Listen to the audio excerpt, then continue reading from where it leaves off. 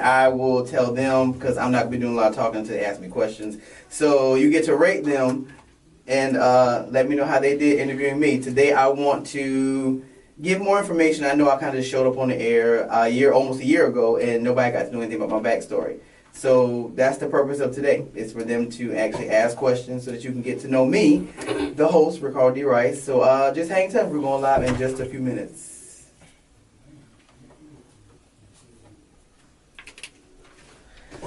All right, everybody. Good morning, good afternoon. Thank you for tuning in to another edition of the Leadership Blend with your host, Ricardo D. Rice. Yes, I am back.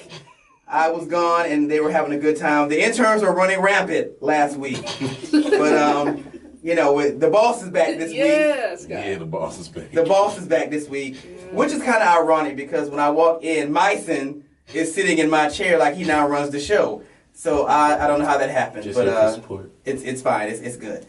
All right. So today, the interns are actually going to be interviewing me. I know that for many, I kind of showed up on March the 6th of 2017 on the air and wasn't very much backstory, wasn't a whole lot about where I come from and things of that magnitude. So I figured since I have interns and they need to learn, that what better way to learn more about the host of the show than to let the interns interview me. So that's what's going to happen today, everyone. For your listening pleasure, I now turn it over to the interns who will be conducting today's interview of your host, Ricardo D. Rice. Take it away, interns.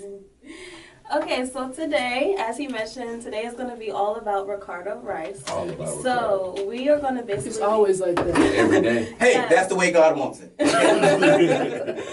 So Ricardo, today is going to be all about you and your accomplishments. So the first thing I want to get into is your upbringing. So I know that you lived in South Carolina. So I want you to tell me, what was it like growing up for you in South Carolina? Do you feel like there were a lot of opportunities? Like, do you feel like if you were to stay in South Carolina today, do you think you would have been able to make and do as much as you did today? Okay, so most people, and I have to be careful because my friends are listening, and I'll get crucified for this if I say the wrong thing. All right, so I'm from a small town called Varnville, South Carolina, and Varnville has maybe 3 stoplights.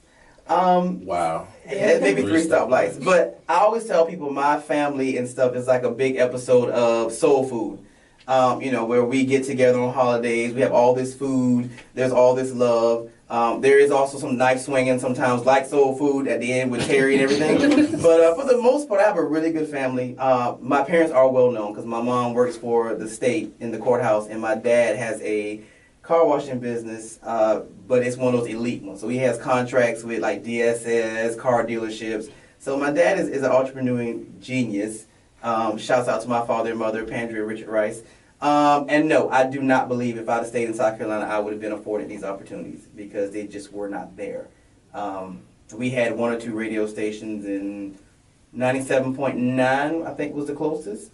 And it's not something you think is obtainable because you're in the country and they're just like, oh my God, he's on the radio. You never think, how can I do that? It's just like, oh, he's on the radio, man. That's amazing. So I don't think I've been afforded those opportunities, and I did have to move away to get where I am today. And let us remember, for those that do not know, I was not looking to get onto radio when this happened. This just kind of happened over a 3 to 4 day span, and that was kind of it. Okay, so by you saying you had no intentions of doing radio, what were some of your hobbies and activities growing up as a child? I was a thespian actually. I like theater. I like I know y'all know what that word means. Look it up. I liked theater and stuff like that. I was the talkative kid who got in trouble all the time. So my report card constantly said talks too much, and my father hated it. But now they understand why. So I mean, it was. But yeah, I was a media kid. I was in plays. Chorus was my thing. I loved chorus. I was in advanced chorus. Advanced chorus was supposed to be for juniors and seniors. I was in advanced chorus from the time I was a freshman up until I was a senior. Wow. Yeah. This is Charnay speaking. I just wanted to ask a quick question.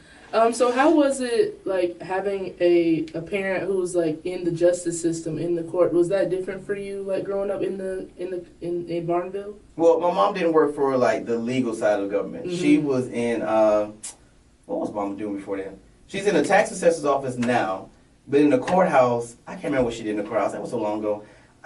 Don't stop me lying, but she wasn't in the legal side of it. I think she stayed around the same area, like the tax stuff that she does now. But it's a running joke. Like I call my mom, I'm like, Mom, what you doing? She said, well, I'm doing such and such. No, you're not. You're hiding in the bathroom. You're not working. And I do that to her now. Like, she's been there for like 20-something years, and I do that to her now. I call her, Mom, what you doing? Well, you was in the bathroom praying, huh? Okay, that's fine. Yeah, it's like after 20-something years, what else you got to do? I know. I'm like, well, I mean, my mom has a maid, so they moved to another building, and she's like in the back, and like I go in, and they know her kids. So when I walk in, like, oh, God, Ricky's here, blah, blah, blah. And, thanks to Facebook, now I don't have to answer the questions when I go home. What are you doing? So it's social media has actually become a godsend. We're happy. And Ashton just walked in and she's late, so I want to put her on blast. She's been here for like 10 minutes. Yeah, I don't. Yeah, whatever. But so do you believe that like your mom inspired you to get into the law field? Like, do you think she inspired you, or do you think that was like a natural thing, like to go that route yourself?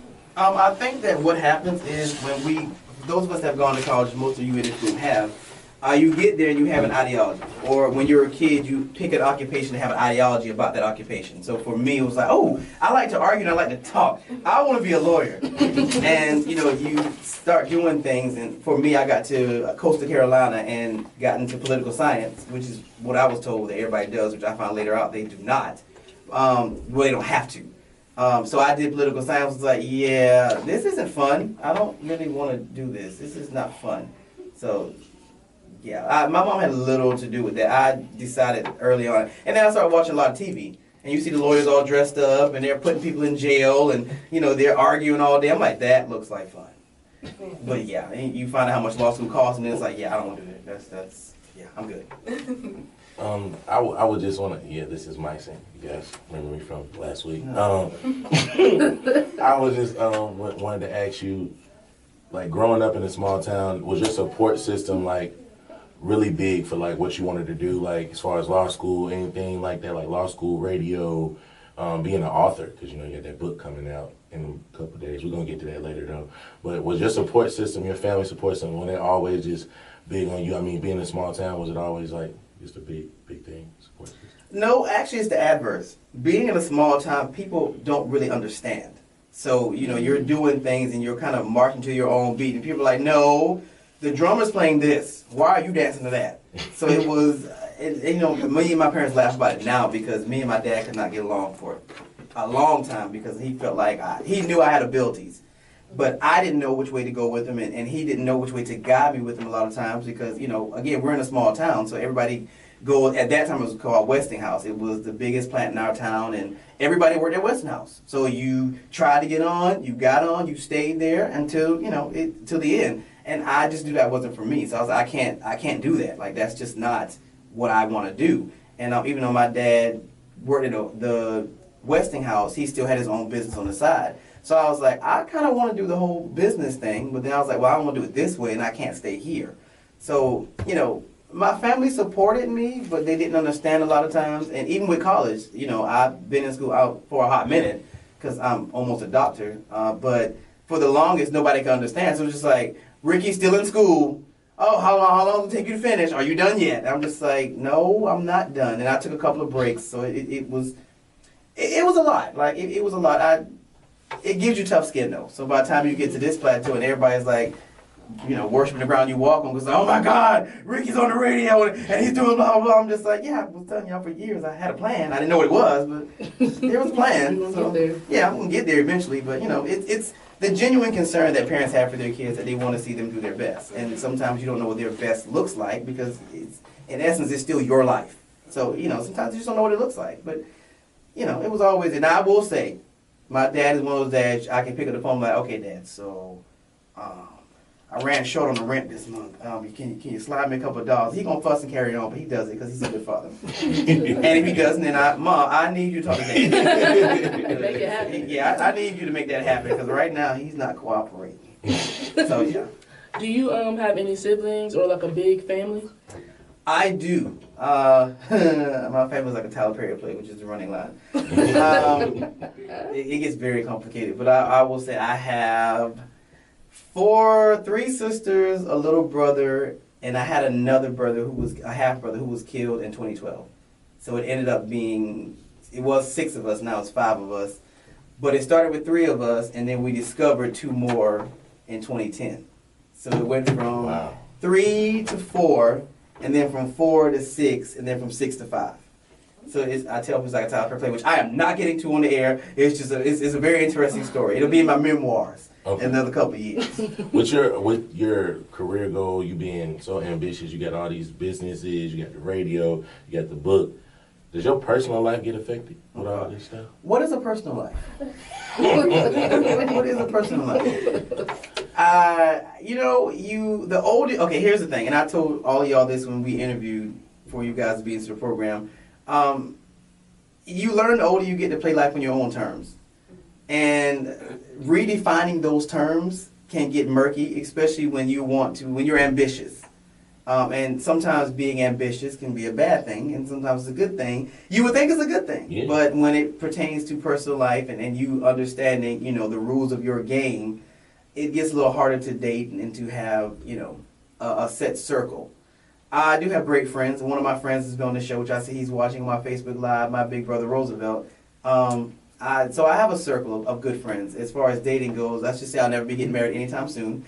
And dating is almost atrocious. But, you live and you learn, you do what you do. And I'm, like I always tell y'all, look, I'm the Oprah, y'all are my Rachel Ray's, and my Dr. Oz's. So eventually, I'll find my love somewhere.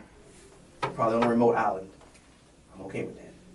Based off Myson's question, do you feel like, because, in college, you kind of feel like you have a personal life or a professional life? Do you feel like you can have both?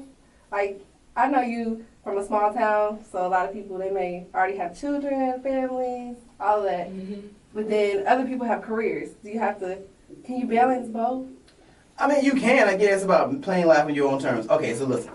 I have conversations all the time with my friends, and a lot of them are envious of me because, again, the older I get, the more I want to play on my own terms. So, no, I don't want a 9 to 5. No, I don't want to get up here. No, I don't want to just hang out on Friday and Saturday because that's the only time you free, or Saturday and Sunday because you're confined to 9 to 5 all week. So, no, I'm just like, my friends are like, what are you doing? Or I'll be like, hey, what you doing? I'm like, they be like, well, I'm at work. What you doing? Laying around the house? It's Monday. Yeah, I know. I like my life like that. I like the way it's set up. I think that's kind of how millionaires kind of think in essence. They kind of play by their own terms a lot of times. The grind may be the same, but the hustle may be a little different. So, I kind of like it that way. I don't want to be confined to, or my running line is I don't want to be tethered to a desk all day from 8 to 5. It's just not my thing. And I've made reference all the time. I do have 4 degrees, one of which is almost a doctorate. So technically, I should be sitting as a VP of some college or either in somebody's bank. I opted out. It's just not for me. It's just not what I want to do. I've never want to do stuff like that. So I'm good. Well, I wanted to ask one more question before we hit the break. And I guess I would say this one is kind of tough because I know when people leave college or you leave one career path. I know you did law school and then you left and did radio. My question would be, going against law school and radio, how hard was that for you, and how much resistance did you get from that from your family? The law school thing, I never actually went. I majored in pre-law political science undergrad, but a favorite teacher of mine sort of made a comment, which I'll tell later. And I decided immediately against it. So I made that decision to veer left right before I graduated. So it was fine. But I decided to go, I just didn't want to be told what to do. So that's when I was like, okay, well, I need to do something else. So that's when I decided to get an MBA. And then from there, I was like, yeah, this is kind of nice. I really don't want to be told what to do. So that's when I decided to get a doctorate. But you kind of, again, you learn to play by your own rules. So if you're not paying for it and you're not applying and taking the LSAT, you don't get to tell me what to do. So, yeah, I just kind of do what I do, and I believe in divine inspiration. So if the big man upstairs says go left, I'm going left, and I don't care if everybody else is going right. It is what it is. This is my life, and he tells me what to do and where to go. So, and on that note, we're going to take a break, and then we'll be back with more questions from me, your host, Ricardo D. Wrice, on the Leadership Lens. I was like, wait, who's going to send it off? Yeah, I know, and y'all kind of had this dead look in y'all face. No, I was ready. I was like... I looked, and he like just looked back at me. Yeah, we're and I was like, just so how much time do we have? we going to break. He's been holding up fingers for the longest. But I can't see. I'm right here. Call us. I'm at the wall. I can't. And then when I looked, I did this. He just looked back at me and was like, I'm concerned. I'm concerned. How do we do? Call us at 404 I mean, y'all doing good. 355. Oh, it's on, Ricardo. It's still here. Let's move it. I don't want to catch Ashley. Let's move it here so we can see I know. 'Cause everybody. I forgot my tripod again. Well, it broke last week. Then I bought another one. Then I left it today. I mean, mine's what using. So I had set it up. Oh, where's that? Mine's right there. Look, I had set it up on her camera. All right, we can see everybody. Good. I'm so doing Facebook Live today. We hit early life, right? Yeah, kind of. You done? You got more? I think right now we're doing an early live transition into him moving here and like why. Because I have a question. All right, everybody. So as y'all can see, the interns are interviewing me today, so they're all over the place. I don't know what they're doing. I'm just here answering questions. You're not supposed to know this. I mean, we're here now. So I mean, at this point, It's not shiny enough. Ain't supposed to give you all the juice. you guys, if y'all want to ask questions, y'all can make y'all comments at the bottom, and I'll let them know that y'all want them to ask me certain questions. Today is all about me. They're asking me questions. It's always today. about him. Well, pretty much. It is pretty much all about me. But they're asking questions so you guys who don't know me can get to know more about me, the host of the show. So that's the goal for today. So feel free to ask questions. And if you want to call in, the number is 404-355-8699. So feel free to call in and ask questions. I love that top. All right, we back. Oh, shoot. Welcome back, and we are here with Ricardo D. Wrice on the Leadership Blend, and the interns are here once again. Yes, we are. Woo, woo. All right. So we were just hitting the point on him deciding not to do law school anymore right before graduation. Yikes, a big diversion. What was the change of you moving from South Carolina to Atlanta? Was that immediately after college, or what happened in that time afterwards? All right, so here's the story.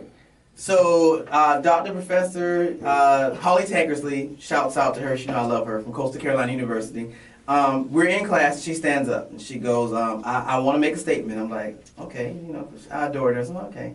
And she is like, I'm going to be honest with you guys. She was like, most of you will not get a six-figure job coming out of law school, those of you considering going to law school. And I'm like, huh? She was like, yeah, no one tells you that. She was like, but very few of you will get a six-figure job coming out of law school.